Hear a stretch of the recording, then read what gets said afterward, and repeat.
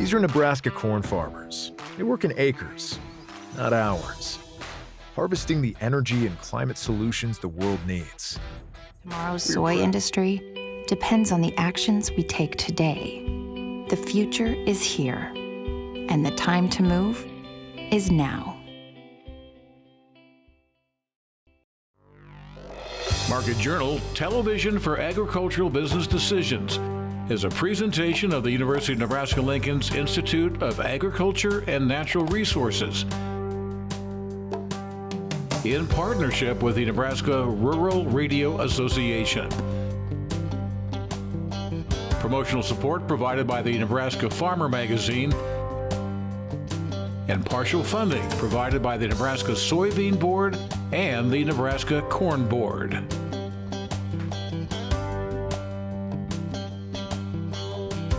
Well, hi everyone, I'm Bryce, and thank you for joining us today on Market Journal. Well, it's been another busy week for our Market Journal team. U.S. editors Deb Fisher and Pete Ricketts were in Lincoln earlier this week to discuss the renewal of the Tax Cuts and Jobs Act, which will expire later this year. We'll bring you the story and the potential impact for farmers and ranchers coming up a little bit later in the show. And if you're growing wheat, yield estimation is a big piece of the puzzle, and Nebraska Extension has some tips to make that process just a little bit easier. Mike Zuzolo is standing by to give us his thoughts when it comes to the grain markets, and that story is coming up. But first, let's begin again our broadcast time together right here. It's that time of the year again as crop producers are out in full force putting seed in the ground. Our team headed out near Aurora earlier this week to catch up with the producer and see how things were shaping up as his planting season was underway. Well, here we go. It is our first in-the-field update as we get underway with planting progress across Nebraska. And joining us for our inaugural episode here in 2025 is Mike Bergen, who's currently planting south of the interstate by Aurora. Mike, appreciate you joining us. You posted on Twitter this is your 20th crop you're putting in the ground, but you said you still get those first-year nerves. What is it about the planting season that brings out the emotions? Well, I think, just getting started every year, it just feels like a first time again. And it's the start of a new season, and I've always said we only get one chance to do this right every year. It all starts with putting the seeds in the ground and doing it the right way. We'll get an update on how planting has gone for you as you are currently planting corn here in a second, but I've got to ask you, you're a first-generation farmer, so you had to start things from scratch some 20 years ago. What do you remember about that first season, putting seed in the ground compared to where you stand now? Well, my first year, I was actually a senior in college at UNL, and I drove home on the weekends and planted corn. So I actually had my first corn crop graduated before I had my diploma from the university. That's a special story. Hopefully someday we can talk more about your journey over the past 20 years embarking on your farming career. But let's get to the here and now. Planting, as I mentioned, corn. When did you get things started? Started last Wednesday, April 16th. That's a little earlier than normal. Normally about the 22nd, 23rd is I think probably my average start date. 2012 was a little bit earlier in this, so we got a good jump on this year. Soil conditions were good, and soil temps were good, and just a little bit dry. So went ahead and got started last Wednesday. Did the dryness just kind of come through the winter, or is that kind of a situation you left in the fall after harvest? Yeah, it's been ongoing. A couple of years cycle here that we've been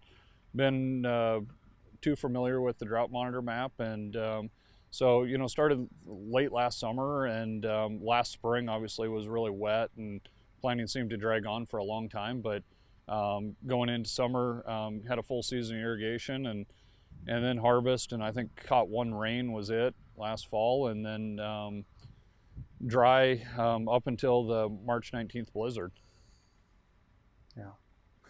Well, it's, I'm sure, full steam ahead. A lot of dust along the interstate as people are putting their crop in the ground. Most folks will start with corn, then switch over to soybeans. I imagine you're the same, but in between there, you've got to hop in a sprayer. Tell me about kind of how you guys go about things in the spring. Well, I try to get started on corn. I just feel like that's the majority of my acres, about a 75-25% rotation between corn and soybeans, and try to get a good start on corn, and then as I'm finishing up corn, jump in the sprayer, get a little pre on the soybeans, and then finish up with soybean.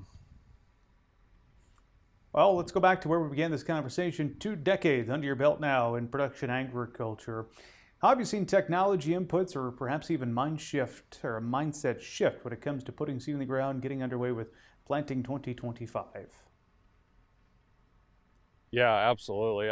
It's crazy. I still have this the first seed invoice from 20 years ago, and um, more than double, a little more than double, and so it's been a wild ride. And obviously, commodity prices are fluctuated along the way. They're higher today than they were 20 years ago when I started, but we've seen all ends of it since then.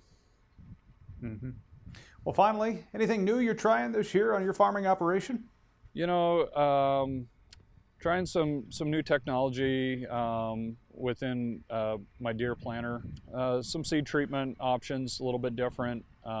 Seed companies varying a little bit there, but for the most part, going with what I know and what's tried and true. Mm-hmm. Mike Bergen, planting south of the interstate by Aurora in Hamilton County. Our first in the field update here, the 2025 growing season. Mike, appreciate your time. Safe planting the rest of the season. All right. Thanks, Bryce. Appreciate it. Thank you to Mike for taking the time out of his busy schedule to stop the tractor, give us a glimpse of how things are shaping up on his operation. Now, I do want to let you know that we'd love to feature you as part of this conversation, have your operation featured right here on Market Journal.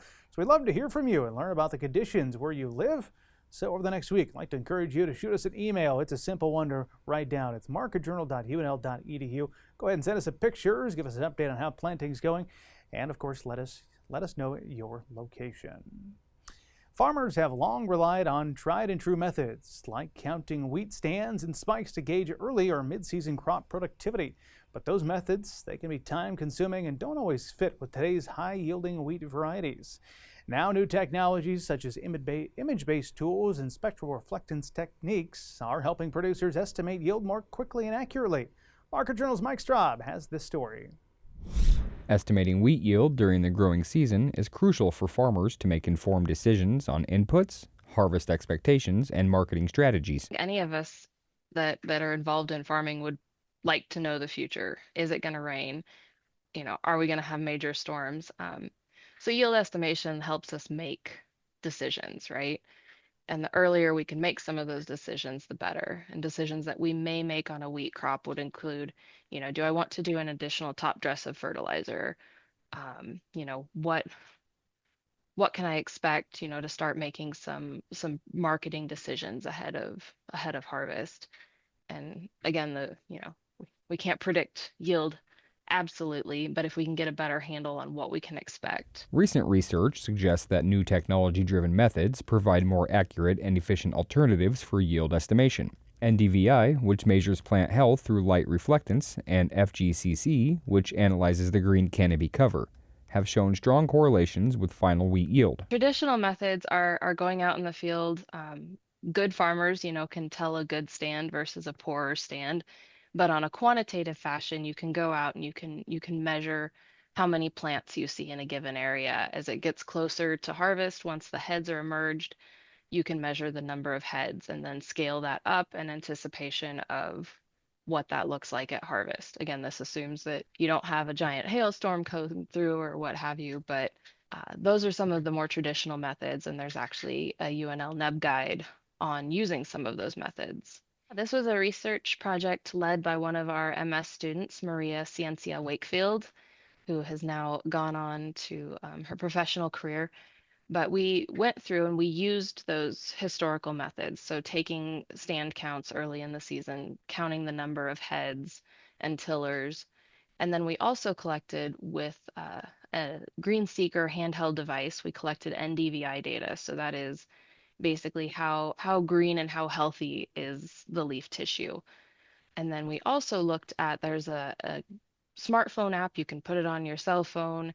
It's called Canopeo, and it basically just, you take a picture of a defined area, and then it counts, is it green versus not green on a pixel basis. And so, computationally, it's a lot more straightforward than like NDVI, where you need the specialized sensors to measure those data. And so we looked at those. We took readings throughout the season for those newer methods, because again, the tiller counts and the stand counts, you're kind of limited in where you can take those physiologically. But for the newer methods, we took them throughout the season, and we were able to see how did those measurements correlate with final yield. And we found that the NDVI had a little bit better correlation than some of the older methods. And then the FGCC had several that correlated relatively well with final yield at a couple different time points. Historically, farmers have relied on direct physical measurements, such as counting wheat stands and spikes, to elevate early or mid-season crop productivity. Newer methods utilize image-based and spectral reflectance techniques to estimate yields more accurately. The practical application is that we are still finalizing the big data set. So we used a subset of varieties in this experiment. We used just a handful of ones that were present in all of our trials. But we took the NDVI and the fractional green Canopeo data on everything in our Western Nebraska variety trials. So we have an abundance of data that hopefully we can turn into an equation. A grower can take their smartphone out, know what stage their wheat is at, and know which equation to plug their measurement in and have a better idea of what their field might do. So we will be processing this data. It takes, we want to make sure that whatever equation we put out there will be robust. The advantages of having done this data more recently is that we also can update that NEB guide and have another resource out there for growers. Because again, that NEB guide is almost 20 years old now, and we've had a lot of improvements in how we grow wheat and what genetics we have out there. And so this will be, again, newer data, more relevant to what growers are seeing in their own fields. I would just recommend that growers, as they do every year, keep an eye on things, make sure to be in contact with agronomists. If you have questions, you can reach out to those of us at UNL that work in wheat research. There's a good, solid team across from breeding and agronomy to plant pathology. So if I don't know the answer, I can usually help growers find someone that can. And then we just see what the season brings. Implementing these advanced techniques when estimating wheat yield can enhance decision-making, improve productivity, and contribute to more substantial wheat farming practices. Reporting for Market Journal, I'm Mike Straub. If you'd like to learn more on this topic, we encourage you to visit the website cropwatch.unl.edu. Up next here on Market Journal, it's our chance to deep dive into the grain markets. And joining the program this week is Mike Zuzolo. He is the president of Global Commodity Analytics. Mike, good to see you. Thanks for joining us here on Market Journal. Thanks for having me, Bryce. Good to be back with you again. You bet. Well, let's open up our conversation talking about weather. You're seeing some new forecasts that pin us out about another 30 days. I want to get your thoughts on how we're looking across the heartland, and I imagine the words are going to be dry. And if so, if that's going to be the case, how will that impact our wheat growers, or our wheat grower viewers here on Market Journal? Mike? Yeah, the hard red wheat belt and the western corn belt are pretty much in dire need of some precip to get the crop started in a good manner, Bryce. And the easiest way I would look at it and forecast it at this point is if we don't follow up a good rain now with another big good rain in May, I will start lowering my national yields for both hard red wheat and also western corn belt corn. Many clients that I've talked to west of the Mississippi River are at near record pace, if not record pace. A client near Kansas City finished up a couple days ago. That was several weeks earlier, a couple weeks earlier than his earliest recorded planting.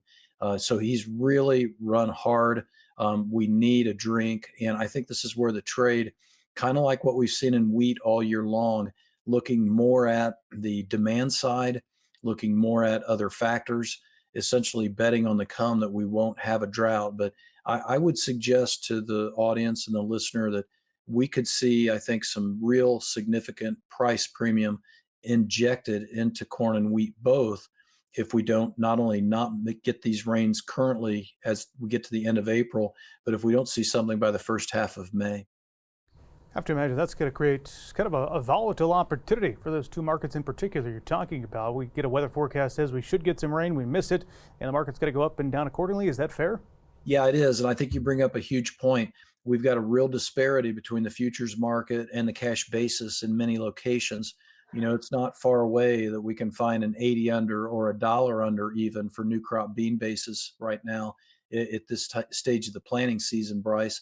I could see fairly easily with the disparity between the futures market and that kind of a basis where we flip those two prices upside down. In other words, if we continue to miss rains, yeah, we probably would go up with the futures market some, but I think it'd be the basis that would really be the big mover. So in your 2025 marketing, I always consider the local cash basis as your drought lever or your drought ignition key in terms of what protects you best against a drought, and especially as you get into the middle part of your crop year. So if you have a very wide basis compared to normal, I think it might be a good idea to look at not locking any basis in until you get a couple good rains. Okay, back to the here and now as you and I are visiting on Wednesday afternoon. Surprise, surprise, we've got some news out on the, perhaps the, what do you want to call it, the tariff war, the trade war, however you want to call it, in particular with China. Had a report coming out that perhaps the president and China were discussing things, but what I want to bring up to you is the fact that the markets on Wednesday didn't really react to that. What do you take of that situation? We've gotten into the habit here, and you're right. It's the tariff rumor mills, what I'm calling it right now, and we haven't got any confirmation of the lower tariffs against China being brought down by the White House formally yet as we go to air here. The key, I think, at this point is the market has decided to work more of the spreads and less the flat price. And the one key that I think that has been started to get into action late last week was we started to see the soybeans and the hogs start to perform better together. And that to me is what I call the pork and bean trade. And that's what I look at when it comes to whether the trade in the ag sector is looking at China either favorably or unfavorably. The other big thing that we've seen here is major lows, 2-week lows, almost monthly lows in wheat and 2-week lows in corn against soybeans that have come up and made close to 2-month highs.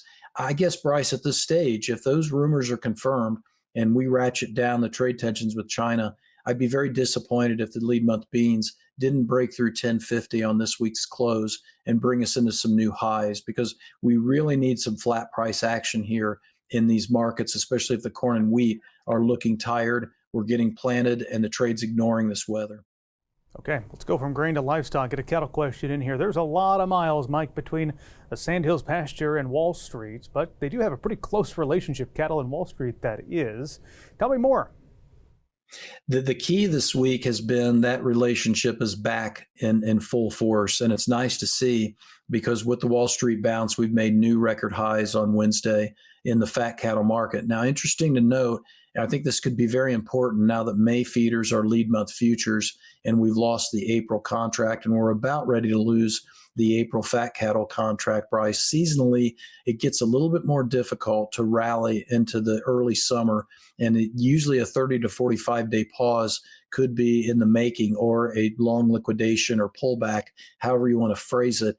But we made the new highs, these new record highs in lead month fat cattle without the feeders leading. And that's something we have not seen the past 7 or 8 months. We've always had the feeders kind of leading the fat cattle to new highs. And so if the feeders don't come around here relatively quickly in the May contract, we don't test the contract high of that 290.60 level in May feeders, I'll start to think that, okay, maybe it's time to get some floors underneath me. So as we get into the late April time period, soybeans and cattle are the two most prominent things on my dry erase board to get some price floors in place for.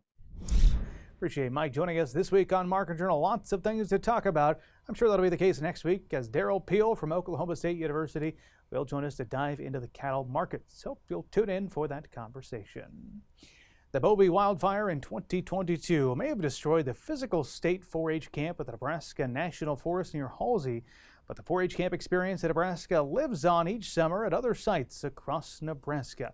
Plus, there are major efforts being made to develop a Sandhills Discovery Center at Halsey that would provide residential youth camping experiences, along with being a potential venue for many other activities in the forest. You can learn more about the Nebraska 4-H camp in the latest issue of the Nebraska Farmer. It is now time for our weekly check of weather with Eric Hunt.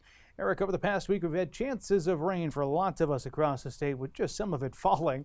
How are things looking as we turn to the next week? Thanks, Bryce. Definitely some chances of precipitation for most everybody here the next 7 days. Featured note to start off the week will be this trough of low pressure in the middle part of the atmosphere in the southwestern United States. It'll be moving out into the north central U.S. early this next week. At the surface, we can expect an area of low pressure to develop here in the front range and move up into the Dakotas. We should see an area of showers across the eastern side of the state on Sunday. Hopefully, you're getting some precipitation during the day on Saturday in the central and west central parts of the state. Well, to really kind of watch where that area of low pressure goes, we are currently expecting that area of low pressure on Monday afternoon to be closer to Aberdeen, South Dakota. But if it ends up being closer to Bismarck, then I think we're going to have more of the eastern side of the state in line for potential for enhanced, maybe even moderate risk of severe weather. That would mostly include large hail and damaging winds, but also some tornado threat. Cold front will be kind of associated with this low pressure to its south and southwest of it. Out ahead of it will be a warm, muggy day, potentially even getting close to 90 degrees across portions of eastern Nebraska. In terms of total precipitation early this next week, again, I think we got a pretty good chance of picking up a tenth, a quarter of an inch, maybe a half inch across portions of central Nebraska. I'm not really overly bullish on significant precipitation across most of the state here the next 7 days. If we can get enough wraparound moisture from this low pressure, we might pick up a little bit more precipitation across portions of north central Nebraska, which would be really good news. I am a little bit more optimistic about getting higher precipitation totals across southeastern Nebraska, where we are more likely to pick up some rain on Sunday and some more thunderstorms on Monday. Later in the week, we should see a cold front moving through on late Wednesday into early Thursday. That'll bring chances of precipitation for about the southeastern two-thirds of the state. Again, a lot of this is going to depend on how much moisture return we get. If it ends up being pretty good, we could see at least a quarter to half inch of rain for at least the eastern half of the state. Likely to be pretty dry again out in the panhandle. First week of May, I think we are looking at below average favorite here across most of north central U.S.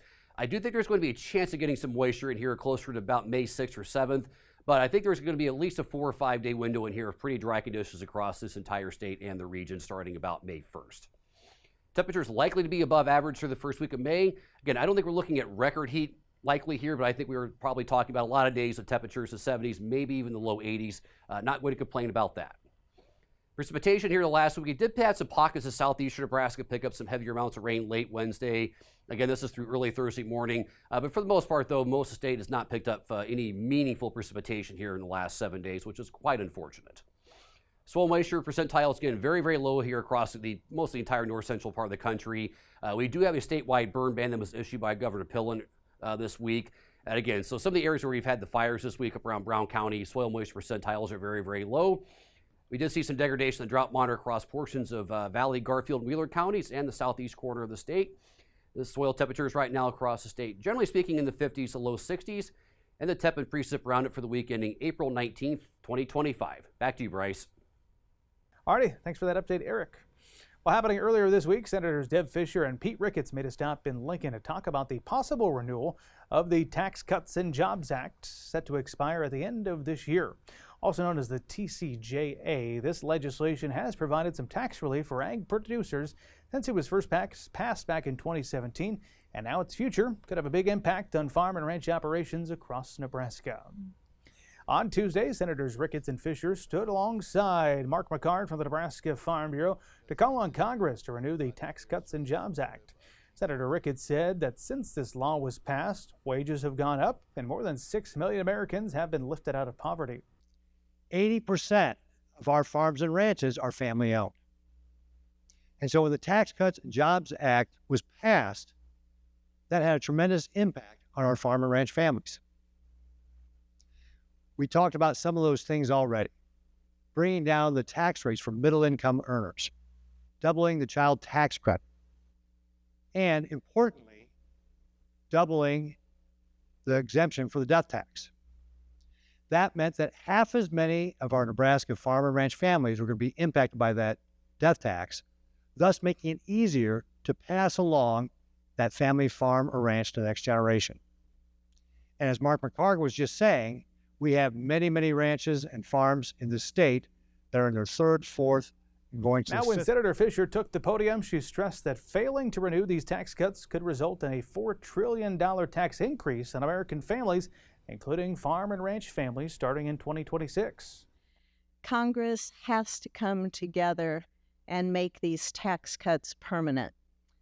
Because of this legislation, most Americans saw bigger paychecks, Businesses were able to deliver for the American people by investing in their business, expanding their businesses, and the U.S. regained its competitive edge in the global economy. But that progress is at risk. If Congress does not act to extend this law, it's going to expire at the end of the year, putting families, putting ag producers, and putting small businesses in jeopardy. For example, if these tax cuts expire, Americans would see a $4 trillion tax increase in 2026. The average family of four that makes $80,000 a year would see a $1,700 tax increase. And we would see the child tax credit decrease by $1,000 per child, and that would hit our working families very hard. So Senator Ricketts and I are working with our colleagues in the United States Senate through this process that we're now in to make sure that we can deliver for the American people. After the press conference, had the chance to go one-on-one with Senator Ricketts and get his thoughts on some of the recent announcements coming out of USDA to cut more jobs, some reportedly 8,000 of them in the month of May, and shift some of the USDA operations out of the nation's capital and set up more of a regional-based hub approach for USDA across the country. I would love to see the USDA move out of Washington, D.C. and get closer to its customers, which are generally going to be in the middle part of this country. So anything that the Secretary can do with regard to helping assist that, I think it would be great. We'll keep a close eye on this piece of legislation, let you know any major news that develops on that front right here on the show. Now, before we say goodbye for today, I wanted to share this interesting statistic that came across my email this week. Nebraska farmers intend to plant some 10.6 million acres of corn in 2025, a 5% increase from last year. This level of planting represents a nearly $3.1 billion investment in the state's economy over just 2 months, covering inputs such as seed, fuel, and fertilizer. $3.1 billion going into the ground right now in Nebraska. Pretty impressive when you stop and think about that. Well, that is all the time we have, but we do hope that you'll join us next week on Market Journal. But until then, I'm Bryce Duskett, wishing you a safe and productive week. Join Market Journal online at marketjournal.unl.edu. You can also follow us on Twitter, Instagram, and Facebook. Promotional support is provided by the Nebraska Farmer Magazine. Market Journal is produced by the University of Nebraska-Lincoln's Institute of Agriculture and Natural Resources.